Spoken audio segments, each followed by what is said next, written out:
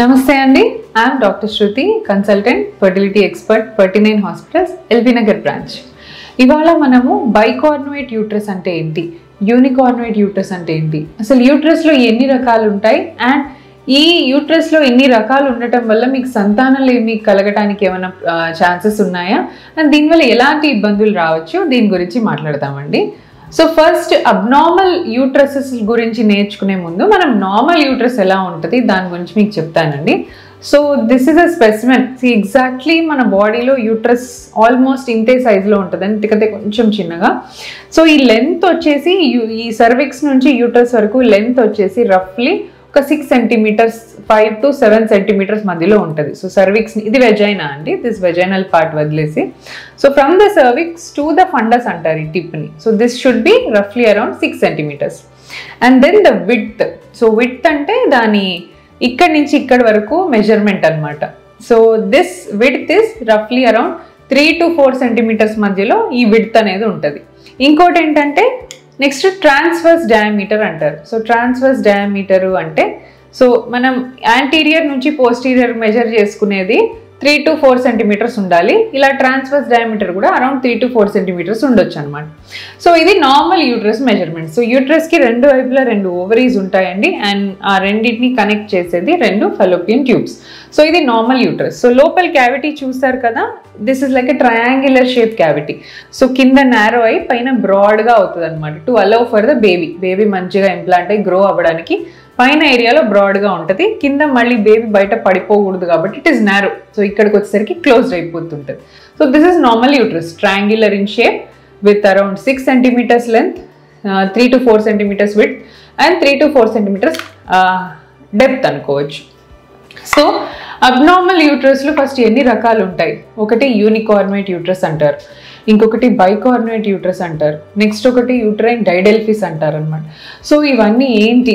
And septate uterus, subseptate uterus. So most common scenarios ఇవి. So వీటి గురించి మాట్లాడు.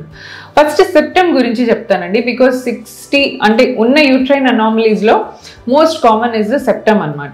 సో సెప్టమ్ అంటే ఏంటి? సెప్టమ్ అంటే ఒక అడ్డుగోడ. సో యూట్రస్లో ఈ క్యావిటీ ఎంత ఖాళీగా ఫ్రీగా ఉంది కదా, టు అలౌ ద బేబీ, ఇక్కడ లోపల మంచిగా బేబీ పెరగడానికి ఖాళీగా స్పేస్ ఉండాలన్నమాట. బట్ సెప్టమ్ ఉన్న వాళ్ళలో ఈ యూట్రస్కి పైన ఫండస్ నుంచి కింద సర్విక్స్ దాకా అడ్డంగా ఒక గోడలాగా ఇలా ఉంటుంది అన్నమాట. సో ఇలా గోడలాగా ఉండేసరికి ఏమవుతుంది, బేబీ ఇంప్లాంట్ అవ్వడానికి ఒక్కొక్కసారి డిఫికల్టీ కావచ్చు. అండ్ ఒకవేళ సెప్టమ్ మీద ఇంప్లాంట్ అయిందనుకోండి, నార్మల్గా గర్భసంచి మజిల్ దగ్గర మయోమెట్రియం లోపటికి, ఎండోమెట్రియం లోపటికి వెళ్ళి మయోమెట్రియల్ జంక్షన్ దగ్గర మంచి ప్లసెంటా ఫామ్ అవుతుంది అనమాట. అక్కడ రిచ్ వాస్కులర్ సప్లై ఉంటుంది కాబట్టి అక్కడ మంచి గ్రో అయిపోతుంది. But when it comes to the septum, ఈ సెప్టమ్ అనేది చాలా థిన్ స్ట్రక్చర్, దానికి బ్లడ్ సప్లై ఉండదు. సో సపోజ్ సెప్టమ్ మీద బేబీ అతుక్కుంది అనుకోండి, బ్లడ్ సప్లై లేదు కాబట్టి ఆ బేబీ విల్ అబార్ట్. ఇంకొకటి, నార్మల్ మయోమెట్రియం ఆర్ ఎండోమెట్రియం దగ్గర అతుక్కున్నా కూడా ఈ సెప్టమ్ దాని గ్రోత్ని అడ్డుకోవచ్చు, because it is lying in the centre. So స్పేస్ని తగ్గిస్తుంది, యూట్రస్లో అవైలబుల్గా ఉన్న స్పేస్ని ఇట్ ఈస్ డిక్రీజింగ్. దానివల్ల బేబీ గ్రోత్ రెస్ట్రిక్ట్ అవుతుంది అండ్ మళ్ళీ అబార్ట్ కూడా కావచ్చు. సో కంప్లీట్గా సంతానాలు ఏమి ప్రాబ్లం వస్తుంది అని చెప్పలేము, but abortions, multiple times abortions అయ్యే ఛాన్సెస్ సెప్టమ్తో ఉండొచ్చు. So this is about septum. Simple solution అండి ఫర్ సెప్టమ్, హిస్ట్రోస్కోపీ ద్వారా కెమెరా గర్భసంచి లోపలికి ఇలా పంపించి సెప్టమ్ని కంప్లీట్గా కట్ చేసి క్లీన్ చేసేస్తారు. Then your uterus will become normal, ఇలా ట్రయాంగులర్ షేప్ యూట్రస్ ఉందో అలా అయిపోతుంది.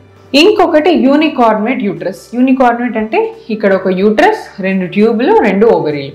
యూనికార్నుయేట్ అంటే యూట్రస్ మొత్తం ఒకటే వైపుకి బెండ్ అయి ఉంటుంది. సో ఈ సైడ్ ఈ ట్యూబ్కి ఓవరీకి కనెక్షన్ ఉండకపోవచ్చు, ఒకటే సైడ్ బెండ్ అయి బనానా షేప్ లాగా అయిపోతుంది అనమాట. So C shape, banana shape అంటారు. దీనివల్ల కూడా యూట్రస్ 2 వైపులా కనెక్ట్ అవ్వాల్సింది ఒకటే వైపు బెండ్ అవుతే కూడా స్పేస్ కన్స్ట్రెంట్ ప్రాబ్లం. సో మళ్ళీ బేబీ పెరగడానికి సరిగా స్పేస్ ఉండదు. అండ్ ఒక్కొక్కసారి ట్యూబ్ది ఒకటే సైడ్ కనెక్షన్ ఉంటుంది, ఇంకో సైడ్ కనెక్షన్ ఉండకపోవచ్చు. దీనివల్ల కొన్నిసార్లు ఇన్ఫర్టిలిటీ ప్రాబ్లం రావచ్చు. అలాగే ఈ యూనికార్నుయేట్ యూట్రస్లో బేబీ ఇంప్లాంట్ అయినా కూడా స్పేస్ తక్కువ ఉండటం వల్ల అబార్షన్స్ కావచ్చు. నెక్స్ట్ ఇంకొకటి బైకార్నుయేట్ యూట్రస్. బైకార్నుయేట్ యూట్రస్ అంటే ఈ యూట్రసే ఇలా 2 లాగా చీలిపోతుంది అనమాట. సో 2 ఫండస్లు ఉంటాయి దానికి అతుక్కొని 2 ట్యూబ్స్ 2 ఓవరీస్ ఉంటాయి అన్నమాట. సో సేమ్ అగైన్ బైకార్నుయేట్ యూట్రస్లో కూడా ఒకటే హార్న్లో బేబీ పెరుగుతుంది అండ్ దానివల్ల కూడా restricted growth, abortions, multiple abortions, recurrent abortions కి మోస్ట్ కామన్ కాజెస్ అన్నమాట ఇవి యూట్రైన్ అనామలీస్ అనేవి. సో ఇలా ఉంటే మనం ఏం చేయొచ్చు? జనరలీ సెప్టమ్ ఉంటే తీసేయొచ్చండి. యూనికార్నుయేట్ యూట్రస్ ఉంటే బ్లడ్ సప్లై మంచిగా ఉండి థిక్నెస్ బాగానే పెరుగుతుంది ఎండోమెట్రియం అంటే పర్వాలేదు, మనం ప్లాన్ చేసి చూడొచ్చు. కానీ యూనికార్నుయేట్ యూట్రస్ ఉన్నప్పుడు ట్విన్స్ కానీ ఇలాంటివి ఉంటే మనం క్యారీ చేయడం కష్టం అవుతుంది ఆ యూట్రస్కి, బికాస్ అది ఆల్రెడీ చిన్నగా ఉంది కాబట్టి దానికి 2 బేబీస్ని అకామిడేట్ చేసేంత స్పేస్ ఉండదు. బైకార్నుయేట్లో కూడా అంతే, యూట్రసే 2 హాఫ్స్ అయింది. సో ఇలా 2 లాగా విడిపోయింది, ఇలా ప్రాపర్ ఫండస్ ఉండదు అనమాట. సో రెండిట్లాగా డివైడ్ అయిపోయింది కాబట్టి అప్పుడు కూడా స్పేస్ కొంచెం తక్కువ ఉండొచ్చు.